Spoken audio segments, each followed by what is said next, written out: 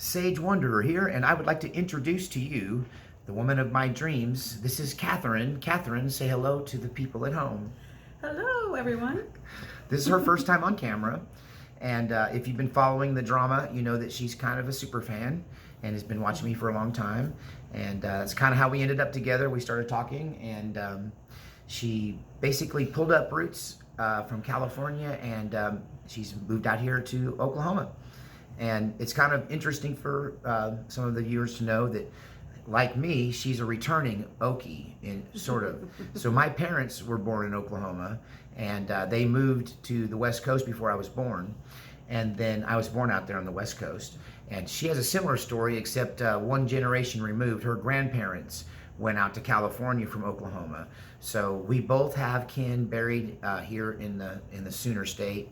And so it's nice for her to come home and escape the tyranny of the cheating you-know-who governor down there in California. And I actually have proof, thanks to her, of some of that shenanigans that we'll talk about in a minute. But I just thought I'd introduce you to her, and so kind of tell your story to the people here. You know, you were a fan, you watched the channel, and then what happened? Oh my. Wow, well, I started watching about 4 years ago, and I got drawn in very quickly with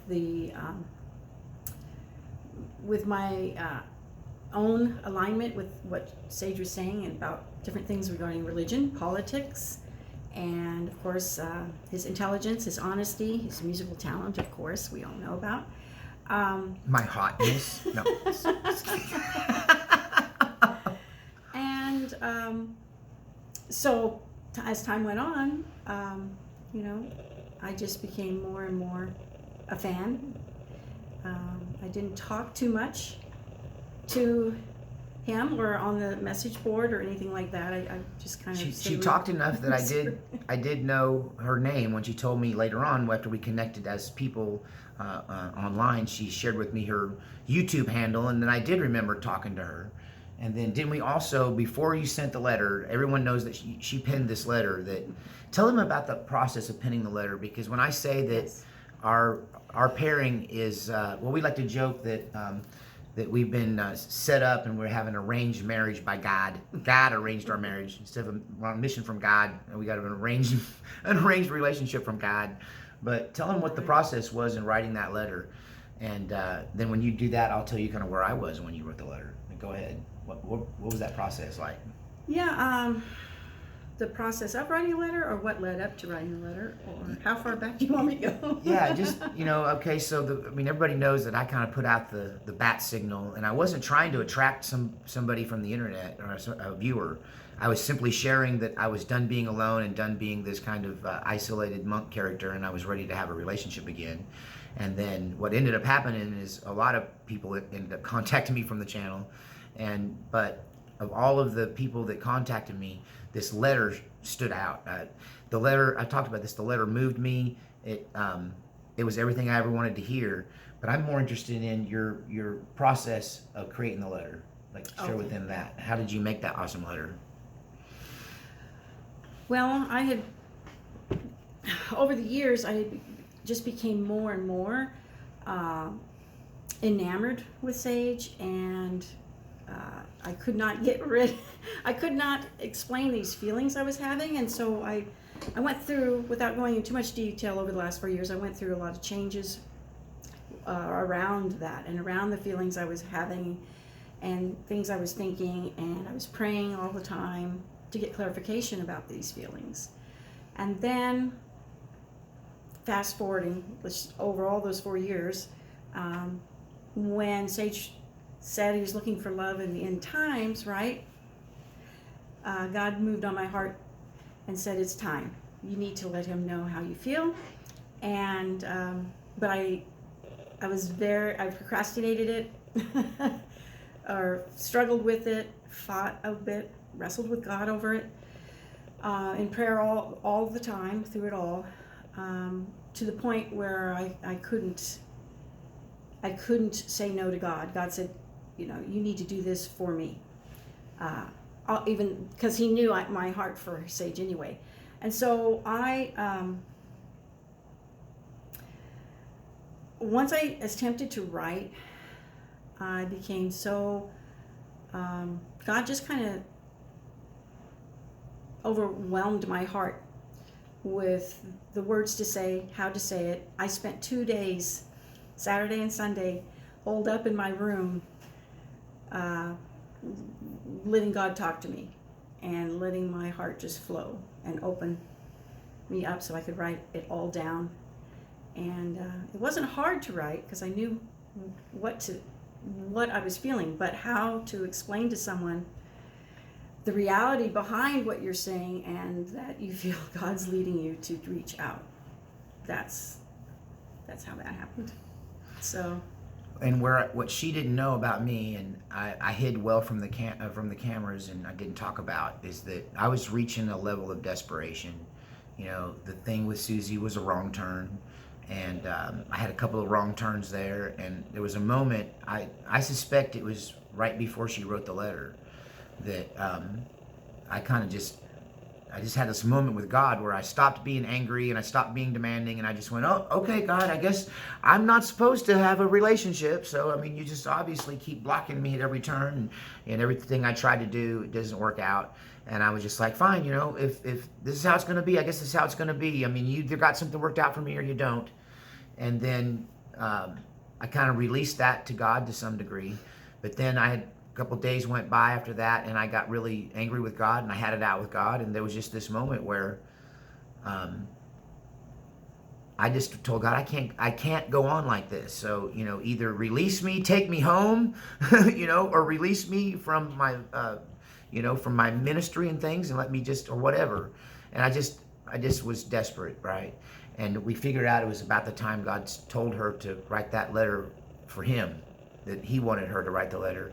And so it really was a miracle for me, because I was considering deleting the channel. I was considering, just getting a day job and being an ordinary person and checking out of everything, and just not even trying to be part of the culture war or the ministry or anything. And so, but here's where I kind of take over, and I've said this before. I had a wish list of things that I wanted in a woman, and she just checks off every single one of them. And I gotta say that I am a man with a checkered past, and I don't talk about it here, but I've mentioned many times, I was a musician, and I did everything that you expect from professional musicians, and I had a debaucherous life, and I knew that it would take a special person for me to basically confess all those things and them still have respect for me, and if you guys lose respect for me over me saying that, then I'm sorry, you're the one that's wrong, because we're ordered by God not to judge. Jesus is, one of his main messages was not to judge. And so I always had a problem finding a woman that wouldn't judge me. If I found a woman that wouldn't judge me, I had a hard time finding a woman that was godly enough and in tune with God enough and on track with their own walk enough to hang with me in ministry and the things that I do and the fight that I've been fighting. And but anyway, and then we discovered another thing thanks to her, because she keeps bringing me all these gifts. First, the gift of Bam, obviously. I think she's really pretty, and I know you'll agree. Former actress, she'll tell you something, and she has her own crossroads moment story in Hollywood, where she was basically had to choose between the Harvey Weinstein treatment and her dream. And so she walked away from her dream and did other things with her life. But, she did do some acting and is actually good at it. And so she gets me on the level of an entertainer. But something else she's done for me that I've never taken the time to do for myself, and you've seen my previous videos about the DNA testing and how, I'd had these, I have one called I was a fake Indian, because we thought we were Native American all this time, and we were actually not. And then it turns out I'm African, I'm part Congolese. But mainly I'm Irish and English and Scandinavian. I mean, I'm 97% white, But I just had the DNA, which kind of told me where my people came from, but there was none of the genealogy. And genealogy is one of her hobbies, and she's actually really, really good at it. And so she traced, using genealogy, my family tree. And I realized that the things that my family had said about our ancestors was not only true, but an understatement. So I was always told I was descended from royalty, but I found out I was descended from royalty on both sides and in every direction. I'm descended from German royalty, English royalty, Irish royalty, and Scottish royalty. And the Houston Castle in I think it's in Edinburgh, Scotland, or somewhere around that area, is still standing, and that is my family ancestral home on the Scottish side that goes all the way back to like 1400 is where we're at now. And I'm related to a lot of very famous people, Cotton Mathers, Bishop John Cotton. These are all men who were on the cutting edge of what one might call the beginning of the grace movement. And they were Puritans who didn't believe in the law of sin and death, but more looked at regeneration as a godly affair that happens when someone submits to God. It happens on a natural kind of a progressive basis instead of the demand first to get cleaned up before you can come to God. And that's kind of the way things were with Puritans. You know, you had to get perfectly clean and then you could approach the altar. Where John Mathers and John Mathers, is that right? No, John Cotton. Cotton Mathers, Cotton Mathers and John Cotton. That Cotton name and White Cotton, there's a variation of those, are all through my family tree. But those are two holy men that fought kind of during the Reformation and then and after. And then also there's Captain McNally, who was a Revolutionary War hero. I always thought my Irish family came to America via the potato famine in the 1800s, but that is not the case. The family stories are all true. A lot of the names were showing up that I was told would be found there are showing up in my genealogy. But yeah, the thing is that it goes way back. So my family came over at the Jamestown colony, and one of my ancestors was born 2 years after John Smith and Pocahontas at Jamestown. Right? That's getting my story correct there, I think. And then also the same story in Massachusetts at Plymouth Rock, that my Puritan ancestors came over there as well at the same time. So my family literally came here for the foundation of the nation. And I'm descended from patriots all the way back. And the Revolutionary War has 4 of my ancestors in it. I think there's 3 or 4. At least 4 that we already have uncovered that were there. And there's Captain McNally, and there's lots of stories about him. The most interesting to me is that my 6 or 7 time great-grandfather was George Washington's personal assistant.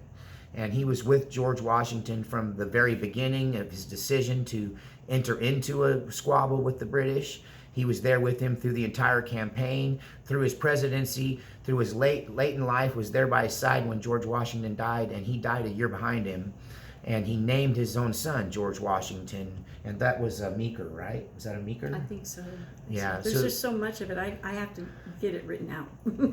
She's done hers already, and hers is amazing, and she has royalty in her family. But mine reads like a who's who of, and they're all the same kind of people. They're typically highly intelligent, religious men like monks, and I got a lot of bishops. I have also in my history have a lot of chancellors of abbots, and so those are Bible colleges. So I have theologians and scholars.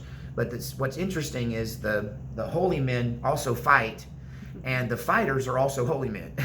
And so when you read the will of some of these famous warriors that are in my past, the first paragraph reads like a Bible study, that they give credit to their life and all their accomplishments to God. They recognize God. They ask God to take their soul and to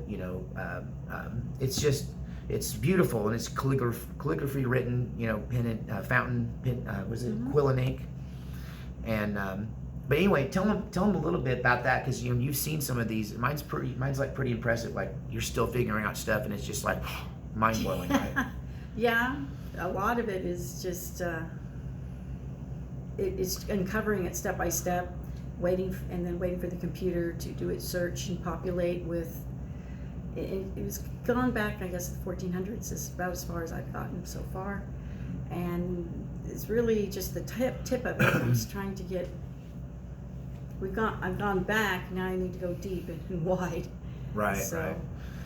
And one of the family beliefs is that we were probably descended from Knights Templars.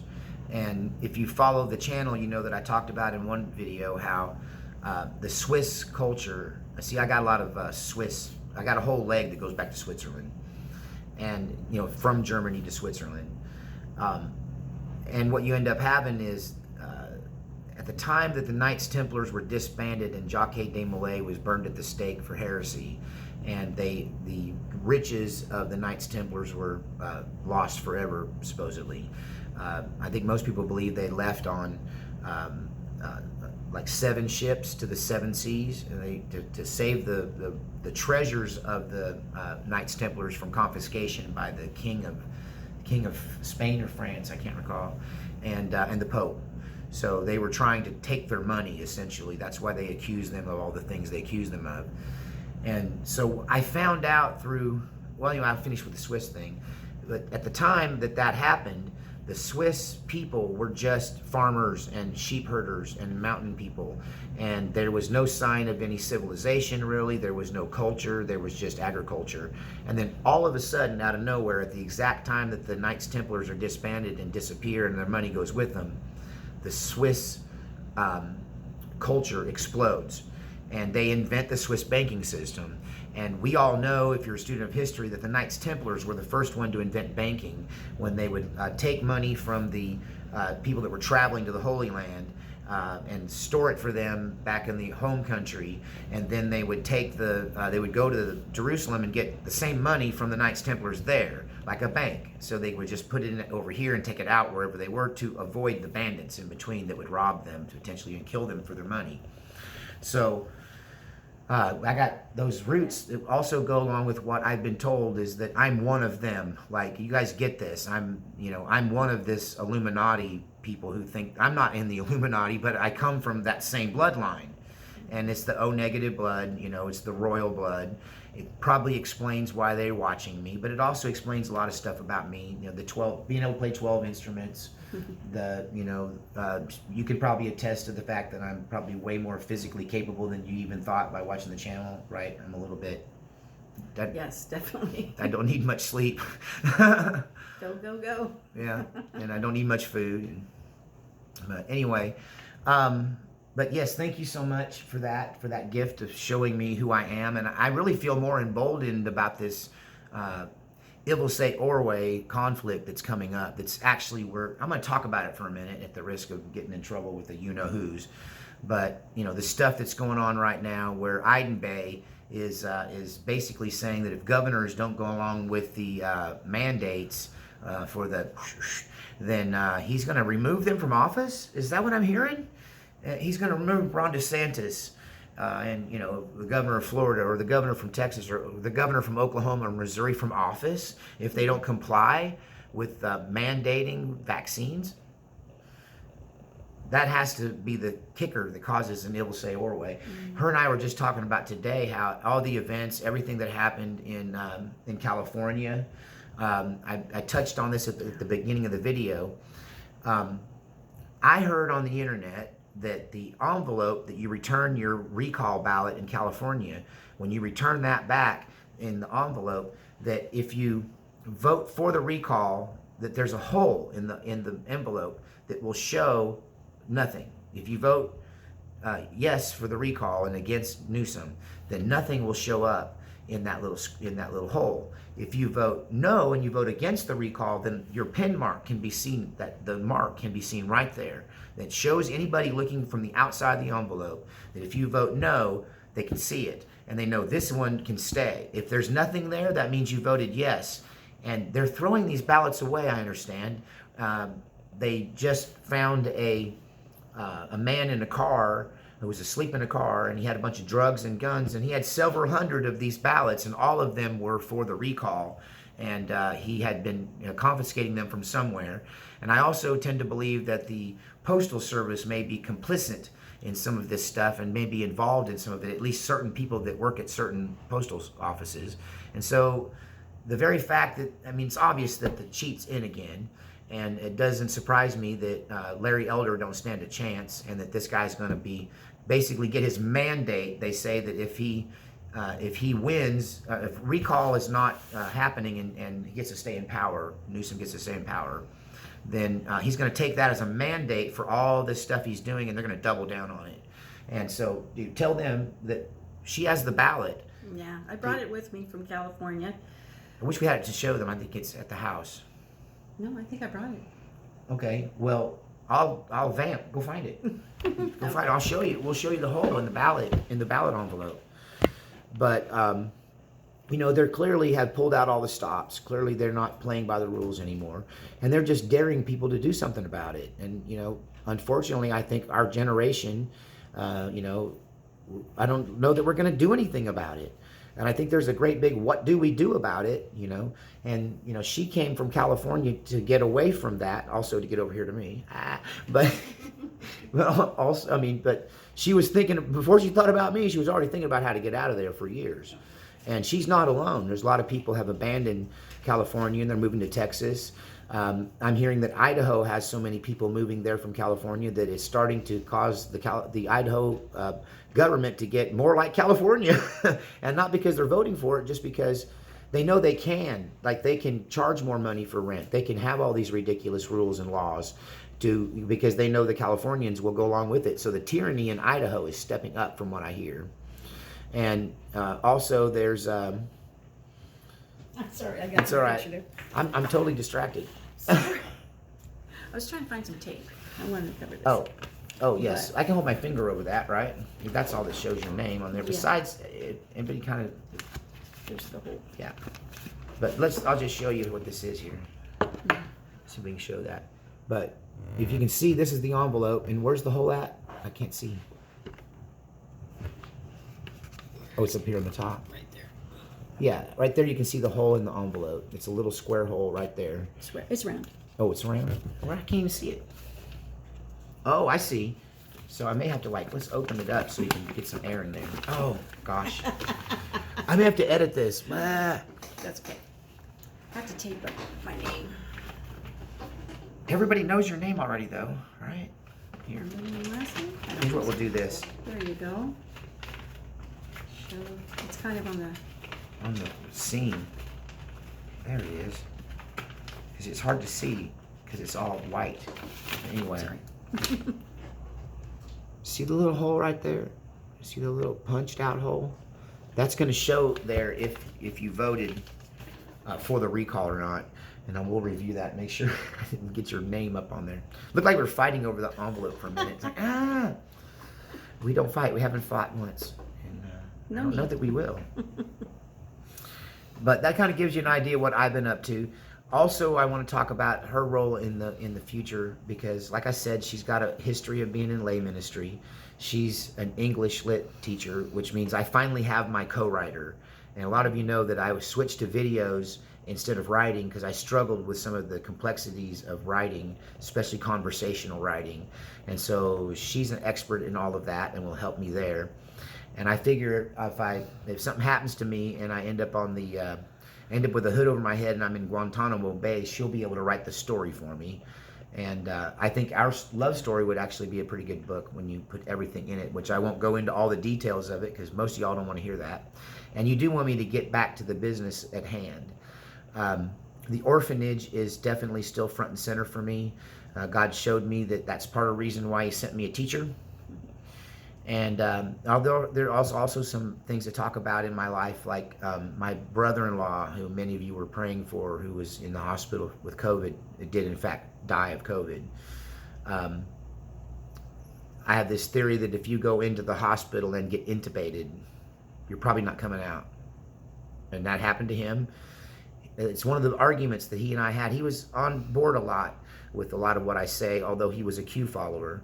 But he still believed that the doctors had his best interest at heart, and he was still under doctor's medicine, doctor's orders and taking their medicine. And when he got sick, that's the first place he went. And to all my Christian people out there, I would say that I'm more like the old school Christians who didn't believe in going to doctors. I grew up with the point that if you went to a doctor, you were actually exhibiting a lack of faith. And so... But my friend did trust the doctors, and he went into the hospital and never came out. And my sister is devastated. It's tough, right? But, you know, God also shared with me that he was the kind of man that would have got really bent out of shape about the stuff that's going on now and going to continue to go on until this gets kinetic. Unfortunately, it's headed there. And when this all blows up, he would have been the kind of guy that might very well have lost his way in the wrath, lost his soul in the struggle, and that God spoke to me and said in a way it was mercy, and because his salvation was somewhat fragile due to the warring nature of men is something that holy men and men of God struggle with. I think the movie The Patriot really shows that struggle in detail. There's a character that's a parson. He's a priest, an Anglican priest, in the Patriot movie with Mel Gibson. And you see him transition from a pacifist to an active participant as he sees the injustice and the tyranny unroll before him. And that's the history of my people. That's the history of my family. One of the things I also found in my family tree was all this longevity, people living to be in their 90s and up to 100 years old nearly, in a time when people lived to be 40 and 50 typically. And there's a great story in I think it's the Civil War, right? Where one of my ancestors, I think he might have been a Cotton, he joined up at he might have been a Meeks. He joined up at the age of 61 and went to war at 61 years old and distinguished himself on the combat field. And I've got other family members who were part of the Indian Wars and died by being scalped by Indians after their homesteads were overran. So they're all adventurers and sea captains and, you know, warriors and holy men and teachers. And I think I kind of embody a lot of that. That my life makes a lot more sense now, finding out where I came from. But anyway, I wanted to introduce you to the love of my life and the new partner in the Sage channel. So it's Sage. I heard somebody call us Uncle Sage and Aunt Cat, Aunt Cat and Uncle Sage. So we kind of dig that. But join us as we continue to unravel this and this. It will say Orway, the current unpleasantness, whatever you want to call it, that's coming before us. And we'll navigate it with you guys and keep you entertained along the way, hopefully. And in the end, we covet your prayers. We need your covering more than ever now. A strange thing happened when we were first getting together. We believe the phone was being tapped, and there was electronic interference and jamming. And you used to work in that for the government, so you know what jamming sounds like because you heard it all the time and what you did. And she's the one that kind of hipped me to what was going on there, and to the point where they were talking back at us over the phone, laughing at our jokes. One of them corrected me because I got a Bible character name wrong when I was talking about something, and I named the wrong character, and he came on and went, nope, to let me know I had the wrong name. And but anyway, that means they're concerned about our pairing, and part of it is I've always said I'd have been, what kind of man might have been if I'd have had a good woman behind me, somebody who was my equal, who supported me in what I did and partnered with me. And I always thought I would be destined for something great, and now I have that, and so y'all are going to benefit from that. She's going to bring an organization to what I do that many of you are going to be relieved to see. Right now, she helped me get, we got PayPal up.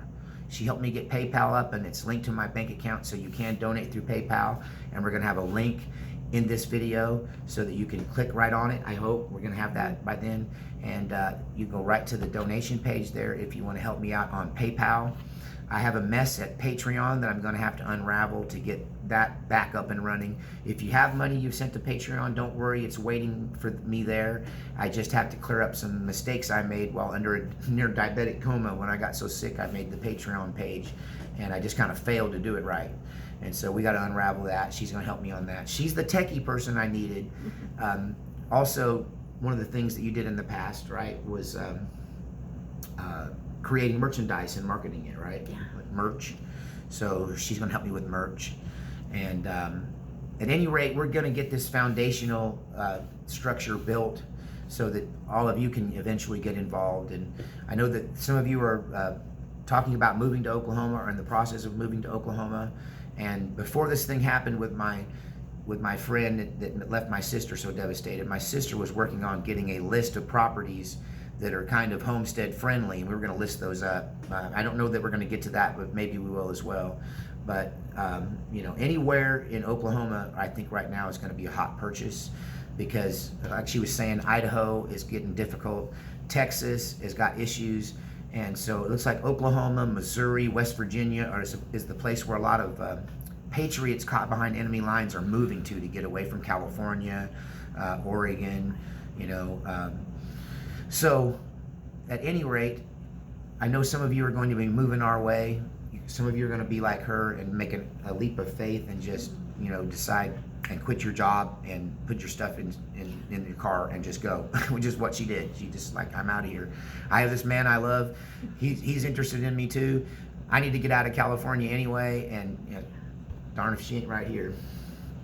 And so, anyway, I've said anyway a lot. It's okay. We'll see you next time, and we'll be broadcasting, doing some live streaming, so you'll be able to contribute that way and also interact with us. We'll probably do a live stream soon. We wanted to practice doing video first before we do live stream, because this you can fix, and live stream you're on the spot. So we'll see you next time, and thank you guys for all your prayers, and we look forward to more videos coming your way. Ivil say Orway update, working on the coffee talk. I got a story time coming at you next. Probably the next video up is going to be a story time on me and John Wayne's horse. That's right, I knew John Wayne's horse. Tune in to find out that story. All right, we'll see you next time. And God save our republic, or God bless the new republic, one way or the other.